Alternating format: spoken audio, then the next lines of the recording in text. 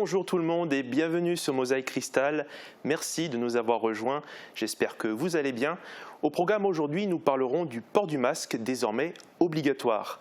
Nous serons en liaison avec le commandant de police Franck Stéphan. Nous parlerons aussi du premier marché du terroir et de l'artisanat de Sarralbe, de la chèvrerie de l'Est ou encore des femmes mères dans notre arrondissement.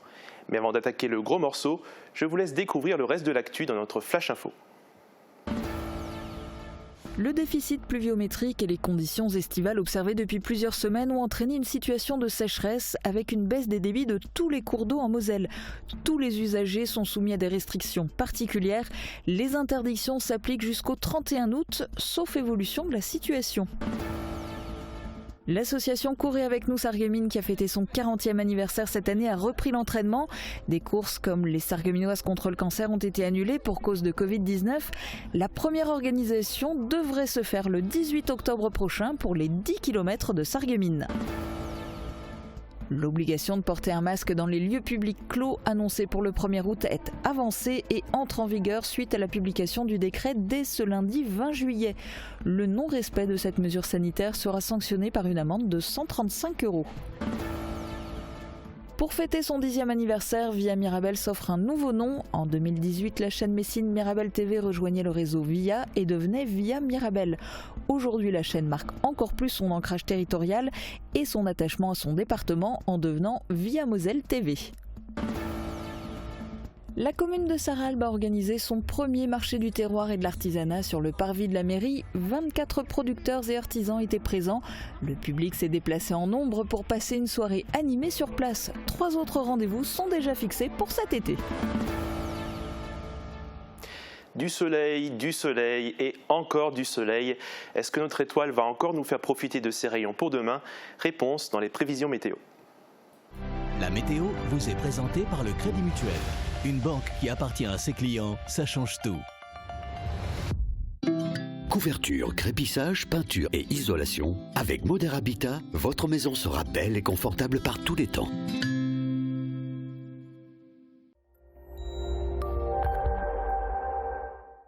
Bonjour à tous, pour demain mardi 21 juillet, le temps restera ensoleillé du matin au soir. Pour la nuit, le ciel sera bien étoilé. Le vent de nord-est soufflera modérément par endroits. Température maximale de 26 à 28 degrés et les températures minimales seront comprises entre 12 et 15 degrés. Demain mardi, nous fêterons les Victoires. Le soleil se lèvera à 5h51 et se couchera à 21h24. Excellente journée à tous. Merci d'avoir suivi la météo avec le Crédit Mutuel. Une banque qui appartient à ses clients, ça change tout. Depuis aujourd'hui, le gouvernement a mis en place l'obligation du port du masque. Certaines structures l'imposaient déjà, mais désormais le masque devra être porté dans tous les lieux publics clos. Nous retrouvons justement le commandant de police Franck Stéphan. Bonjour. Bonjour.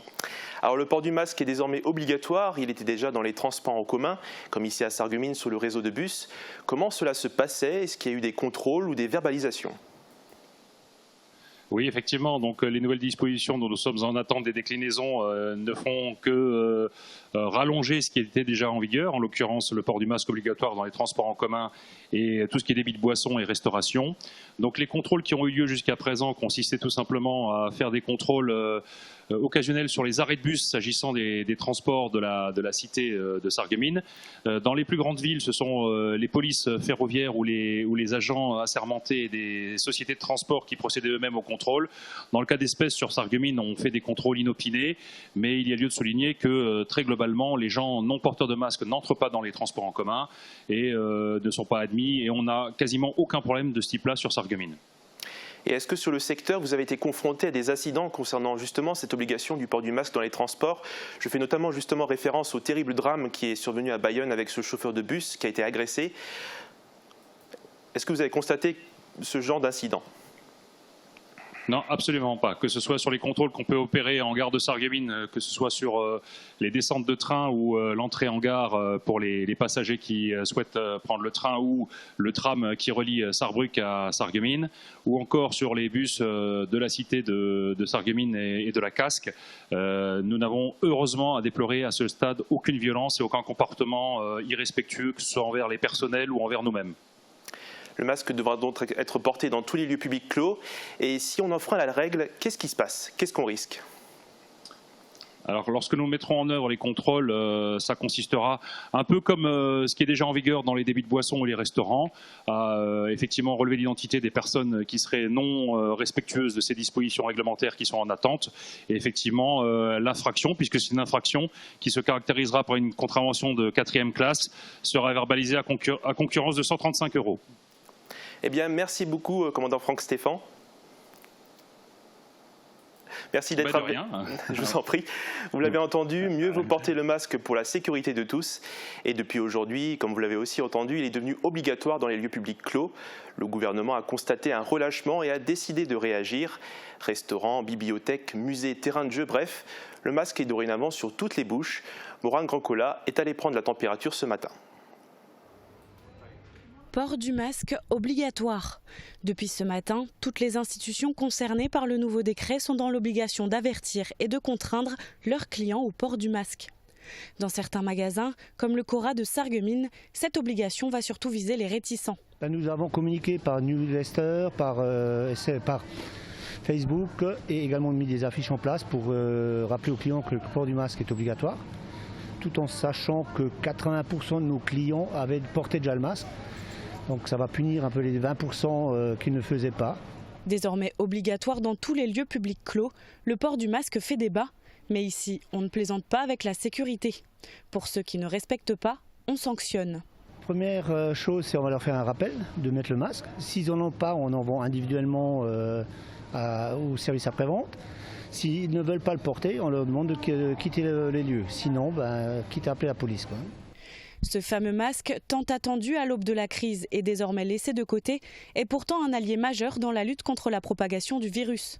Certains attendent cette contrainte depuis longtemps. Oui, je dirais même qu'il était temps parce que personnellement, j'ai pas envie de passer l'hiver au chaud chez moi, je préfère pouvoir continuer à sortir. Après, d'après ce que je sais, je ne suis pas forcément le mieux informé, mais c'est censé aussi surtout protéger les autres, ceux qui ne les portent pas. C'est pas censé les protéger eux, mais on fait ça pour les autres, donc c'est un peu pas d'utilité publique, mais c'est faire preuve de civisme que de les porter, donc ces gens-là devraient pouvoir faire un petit effort, quoi. Faire preuve de civisme et respecter les règles, pour beaucoup c'est un devoir citoyen. Pour les autres, ce nouveau décret devrait rappeler à quel point la situation n'est pas à prendre à la légère. Vous avez peut-être raté le tout premier rendez-vous de l'été de Sarralbe. La commune a organisé son tout premier marché du terroir et de l'artisanat sur le parvis de la mairie. Une occasion pour se changer les idées et découvrir des produits du secteur. Je vous propose de vous rattraper avec une petite découverte de l'événement. L'idée était dans les cartons bien avant la crise sanitaire. Le conseil municipal de Sarralbe a organisé la toute première édition du marché du terroir et de l'artisanat dans la commune. Vendredi soir, à côté de la mairie, le parvis était très animé. Beaucoup de curieux se sont déplacés pour découvrir les 24 producteurs et artisans de la région. Ils sont venus majoritairement de Moselle-Est et d'Alsace-Bossu. Restauration locale, animation musicale, tout était réuni pour passer la soirée sur place. L'organisation de l'événement s'est faite en moins de 3 semaines. Ce marché était un des projets pour dynamiser le centre-ville de Sarralbe et aussi pour permettre au public de décompresser. Alors le but c'était d'animer un peu le centre-ville, de donner l'occasion aux gens justement de sortir après toutes ces périodes un peu difficiles. Dynamiser une ville, c'est pas toujours évident et je pense que c'est peut-être une première pour voir qu'à Sarralbe il fait bon vivre. 3 autres rendez-vous sont prévus tout au long de l'été. Le marché sera de nouveau là le 31 juillet, le 14 et le 28 août de 17h à 22h. L'équipe municipale souhaite réitérer l'événement pour les prochaines années et l'étoffer avec des nouveautés. On reste à l'extérieur, mais du côté de Beach. Depuis sa réouverture, le Jardin pour la Paix retrouve ses visiteurs. Les animations et événements sont en train de se succéder pour la période estivale. Vendredi soir, justement, la quiétude du jardin a été un peu perturbée. Un barbecue-concert a été organisé au milieu des fleurs. Nous sommes allés faire un petit tour. À la nuit tombante, sous les lumières et au-dessus des sols fleuris, une vingtaine de convives ont profité de la fraîcheur pour leur repas du soir. C'est dans ce jardin, coupé du monde, qu'ils ont savouré les saucisses, côtelettes et autres grillades du barbecue.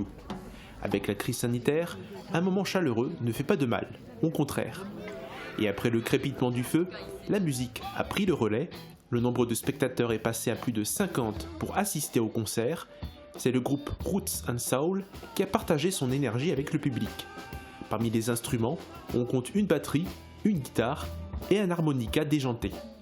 Le trio s'est occupé de l'ambiance jusqu'à la fin de la soirée.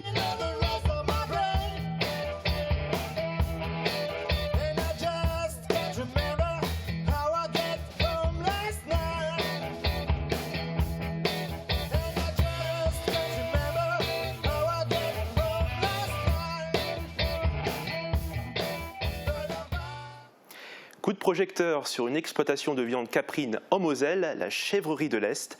Elle est devenue une nouvelle filière de production de viande qualité Moselle. C'est un reportage de Gaël Tiss. Les chèvres d'Aurélie produisent en moyenne 3 litres de lait par jour.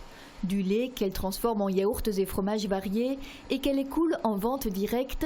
Une activité qui a démarré en 2007 avec quelques chèvres dans son jardin, mais la demande en produits laitiers a été telle que la jeune femme a fait le choix de se professionnaliser. 10 ans plus tard, elle achète un bâtiment et acquiert une 50aine de caprins supplémentaires. On vend plutôt facilement. Les gens reviennent vraiment au fromage de chèvre. Il a quand même la cote, c'est un produit sain, etc., qui est moins gras que le fromage de vache.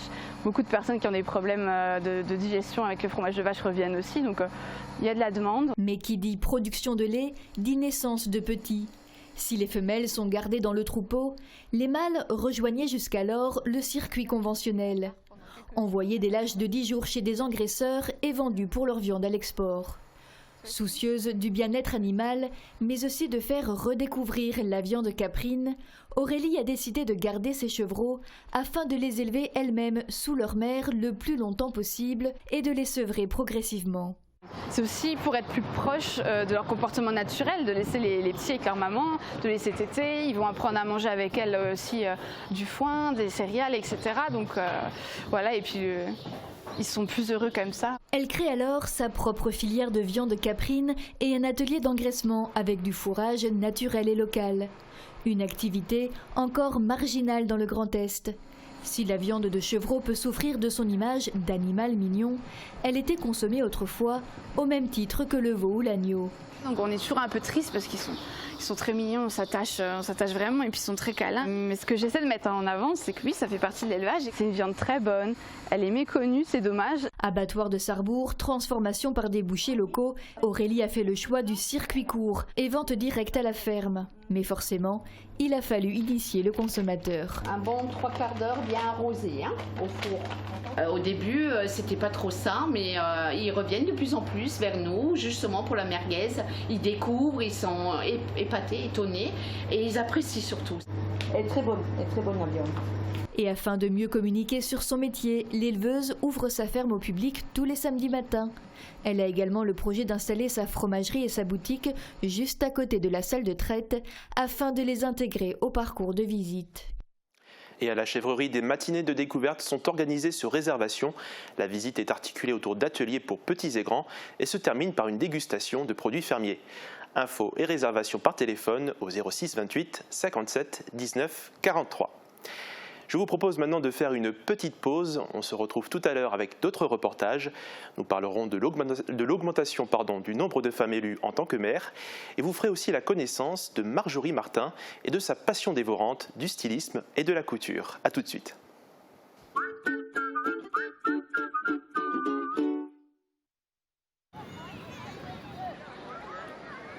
Hey! Hey! C'est la première fois que tu viens ici, toi, non? Non, j'étais là l'année dernière. Ah! Mais j'avais les cheveux plus courts. Ah, mais c'est pour ça aussi. Ouais, ça doit être pour ça. Et sinon? Bah sinon j'ai un an de plus, quoi. Non, mais c'est pas ce que je voulais dire. Ça te dit qu'on aille se baigner? Ouais, ok. Passons un bon été avec les bons réflexes. Cet été, le virus circule toujours. Ensemble, continuons d'appliquer les gestes barrières. Ceci est un message du ministère des Solidarités et de la Santé. Cet été, c'est la Summerfest pour la première fois à Sarreguemines jusqu'au 31 août. Au programme, des spectacles acrobatiques et plein d'humour dans les rues de la ville, mais aussi de la musique, du théâtre, des cours de danse, des activités sportives et des balades en bateau sur la Sarre. les cinémas Forum vous proposent de découvrir des films cultes en projection unique et n'oubliez pas de faire un tour sur la Grande Roue. Passez un été inattendu et plein de surprises à Sarreguemines.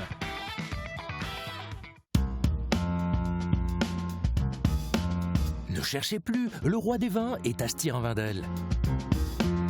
Plus de 2000 références de vin, une large gamme d'épiceries fines et des idées cadeaux pour chaque occasion. Le roi des vins, c'est du choix, des prix et des conseils. Le roi des vins à Stirin-Wendel, où choisir devient un plaisir.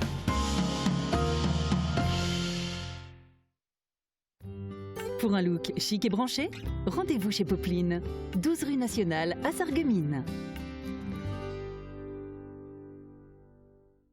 Bécher STP, le spécialiste de la protection solaire. Store personnalisable et pergola bioclimatique. Faites confiance à notre expertise et nos produits fabriqués sur mesure. Oubliez les contraintes d'installation, nous nous occupons de la pose. Et c'est la nouveauté. Protégez-vous contre les coronavirus avec la bâche Agivir. Modulable et adaptable à tous les environnements, elle élimine naturellement le virus sans désinfection. Bécher, le savoir-faire de père en fils depuis 1933. Nouveau, AVS Audition propose un tout nouvel appareil auditif intra-auriculaire, rechargeable et connecté. Une révolution pour vos oreilles. Discret et pratique, il fonctionne sans pile et se contrôle directement depuis votre smartphone. Envie de tester? Prenez rendez-vous avec notre audioprothésiste et profitez de 300 € de remise jusqu'au 31 juillet. AVS Santé, notre métier, vous accompagner.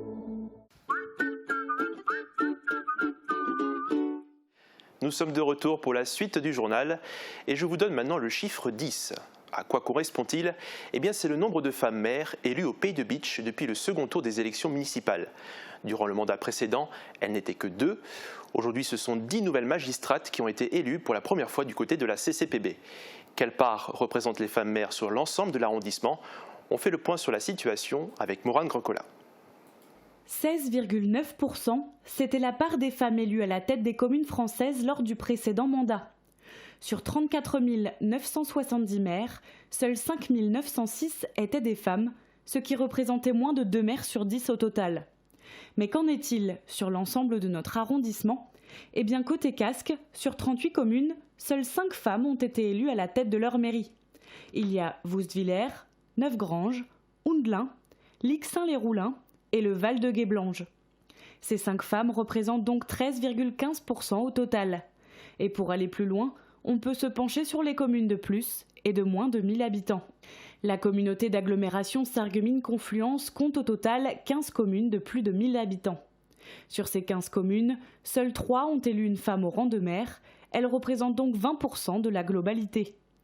De l'autre côté, les moins de 1000 habitants comptent 23 communes, et sur ces 23 communes, seuls 2 villages ont une femme à la tête de leur mairie. Elle représente donc 8,6%. Côté CCPB, on compte 46 communes, et sur ces 46 communes, 10 ont élu pour maire une femme.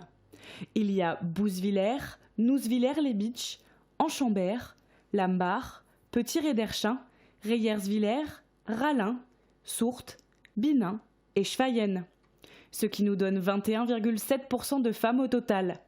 Et pour aller plus loin encore une fois, on peut faire la différence entre les communes de plus et de moins de 1000 habitants. Au Pays de Bitche, seules 11 communes sur 46 passent la barre des 1000.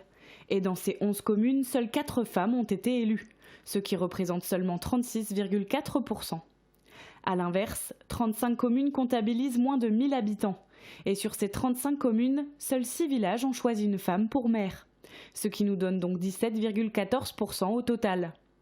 Ces chiffres sont bien évidemment à replacer dans leur contexte. Aux dernières élections de 2014, seules 2 femmes avaient été élues à la tête de leur commune au Pays de Bitche.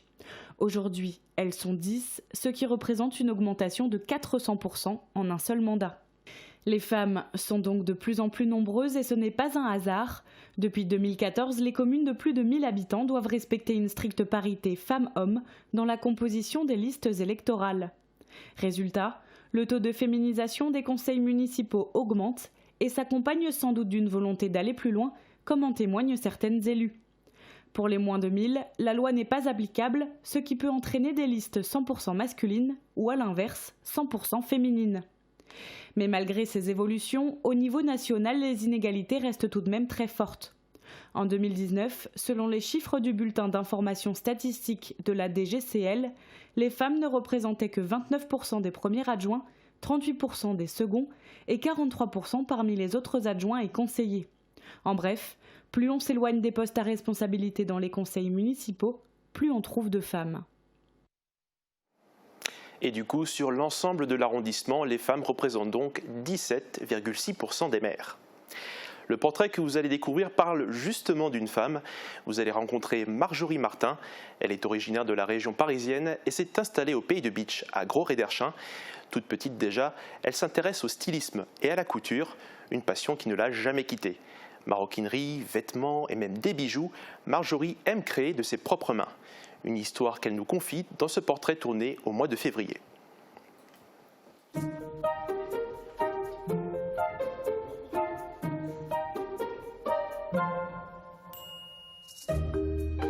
Je suis installée à Gros-Réderchin. Je viens de la région parisienne. Depuis toute petite, j'aime bien faire des dessins en fait, de mode, des personnages. Je savais que je voulais faire styliste, travailler dans la couture.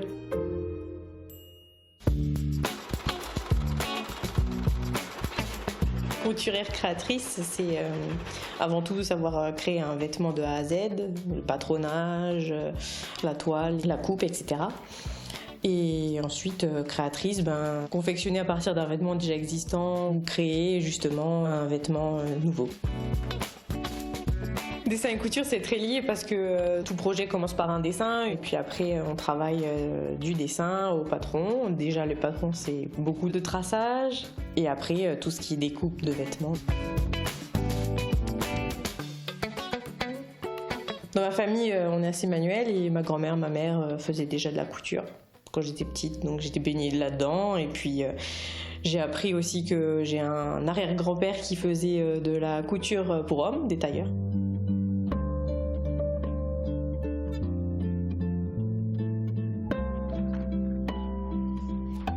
En couture, je fais des vêtements, de la maroquinerie, tout ce qui est sacs, accessoires. Et ensuite, dans les créations, je fais aussi des cartes de vœux, des bijoux.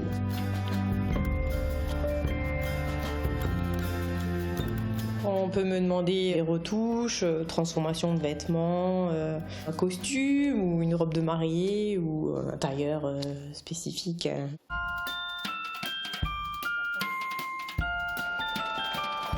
Ce qui me plaît dans la couture, c'est travailler de mes mains déjà, pouvoir être fière de ce que j'ai fait et réaliser des vêtements de A à Z. Et voilà, quand j'aime la couture, tout simplement.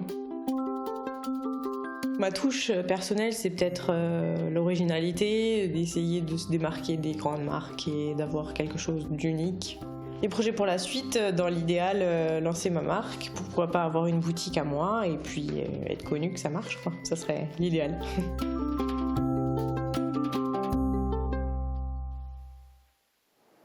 Partons à la Bresse avec une innovation de plus pour le parc de loisirs Boulder.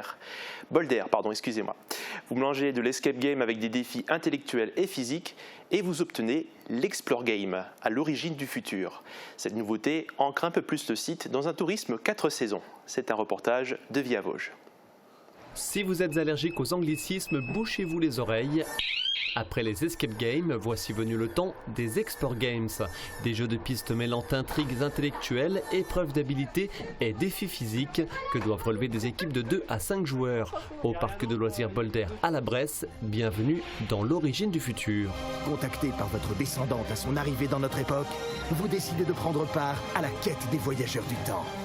Ça fait déjà plusieurs années que je crée des Explore Games dans de nombreux parcs et sites touristiques en France. Ici, on va beaucoup plus loin avec un Explore Game connecté, avec des scènes de spectacle, avec des décors interactifs, quoi. Donc on va beaucoup plus loin que tout ce qu'on a pu faire jusqu'à maintenant. Et ça, c'est grâce aux équipes de Boulder qui ont amené tout leur savoir-faire et grâce aussi à Démentiel qui a amené tout son savoir-faire pour créer des défis et des scènes uniques qu'on ne retrouve sur aucun Explore Games en France. Mardi dernier, quelques joueurs privilégiés s'y sont frottés. Premières impressions. Je suis pas très physique, on va dire, et Voilà, donc on s'en sort très bien, mais par contre il y a des moments, oui c'est impressionnant pour les petits, un peu pour les parents aussi, mais on s'amuse bien. Une nouvelle attraction qui valorise également la friche textile acquise il y a 2 ans et dont le parvis était le théâtre l'été dernier d'un spectacle. Grâce à l'Explore Game, on découvre les machines qu'elle abrite toujours, comme cette immense chaudière. Il a été question, il a été évoqué de maintenir et de mettre en valeur ce patrimoine unique, fort industriel. Ce que nous réalisons aujourd'hui de manière plus durable. On l'avait initié effectivement, vous l'avez souligné, avec le Sentier des Lumières. Depuis sa réouverture dès la fin du confinement, le parc de loisirs Bressot, qui fête cette année ses 20 ans, est très fréquenté, encore plus depuis le début des vacances. Une clientèle essentiellement régionale. L'année dernière, ses 20 salariés permanents et 80 saisonniers ont accueilli quelques 200 000 visiteurs. La pile des cartes postales continue de grandir. Aujourd'hui, nous allons au Pays du Verre et du Cristal. Les verriers de Götzenbrück ont fabriqué jusqu'en 1964 plus de 250 000 boules de Noël par an. La verrerie s'est éteinte, mais pas son souvenir. La chapelle des verriers au milieu du village est l'un des vestiges de l'histoire du verre à Götzenbrück. Bonne découverte ou redécouverte. Quant à moi, je vous dis à demain pour une toute nouvelle émission. Passez une très bonne journée, prenez soin de vous. Des silhouettes de verriers, des bâtiments d'usines et une vieille chapelle. Voici ce qu'il reste du berceau des célèbres boules de Noël du Pays du Verre, dont Meisenthal est aujourd'hui le relais et la mémoire du savoir-faire des verriers de Götzenbrück. En 1721, Jean-Baptiste Poncet fonde la première verrerie de Götzenbrück. Peu après, il fait construire à côté de l'usine une chapelle pour les verriers. Située au lieu-dit Appelgarten, elle est reconstruite en 1807. Très vite, la chapelle devient trop petite devant la démographie croissante de la commune. On dénombre 477 habitants en 1794, 714 en 1801 et 952 en 1810. Mais l'agrandissement de la chapelle s'avère trop difficile et on décide alors de construire une nouvelle église en 1813. Quelque peu abandonnée, la chapelle va servir d'entrepôt pour la verrerie qui en est propriétaire. En 1978, elle est inscrite sur la liste supplémentaire des monuments historiques, ce qui la sauve de la démolition. Aujourd'hui encore, on la connaît comme la chapelle des verriers. La place a aussi été baptisée du nom du plus célèbre maître verrier du village, Georges Walter, dit Chambray-Georges. Ce dernier est né en 1741 à Meisenthal et mort à Götzenbrück en 1823. Il est l'auteur d'une chronique évoquant les débuts des verreries dans le pays de Bitche. Pierre Stenger, cofondateur de la verrerie, ainsi que ses 3 fils, y sont enterrés. Aujourd'hui, le centre de Götzenbrück est en pleine mutation. Démolition, réaménagement, on œuvre pour la mémoire du passé verrier de la commune, mais aussi pour son avenir.